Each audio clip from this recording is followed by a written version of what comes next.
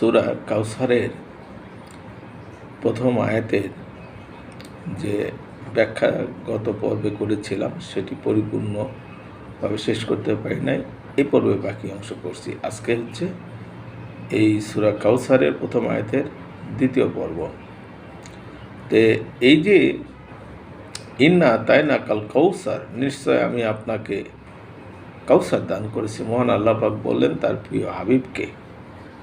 তাহলে এর পুরা যে হাকিকত, অর্থাৎ কাউসারের যে হাকিকত, এটি মূলত আল্লাহ পাকের এলমে লাদুনির জ্ঞান ব্যতীত কেউ বুঝতে পারবে না।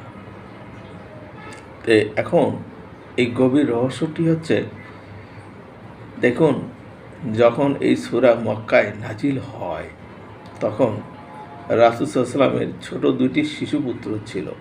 তারা অতি অল্প বয়সে ইন্তেকাল করায় তখন মানুষজন পুত্রহীন অবস্থায় রাসূল সাল্লাল্লাহু আলাইহি ওয়াসাল্লামকে তিরস্কার করতেছিলেন।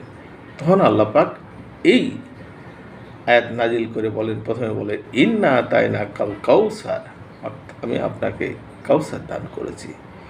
তা এখন এই যে কাউসার, যা খোদাই প্রেমের ঝর্ণা, এই ঝর্ণা কিভাবে বইছে, কোথায় বইছে? তখন রাসূল সাল্লাল্লাহু আলাইহি ওয়াসাল্লাম তার নিজের মধ্যে সেই কাউসার দর্শন করলেন। তে এই যে সুফিবাদ, সুফি সাধক যখন আল্লাহর প্রেমে মগ্ন হয়ে যান তখন তেনারা নিজের ভিতরে এই কাউসার দর্শন করেন। তা এখন কথা হলো যে মহান আল্লাহ পাক রাসূল সাল্লাল্লাহু আলাইহি ওয়াসাল্লামকে আপন কালবের ভিতরে সেই কাউসারের মূল উৎস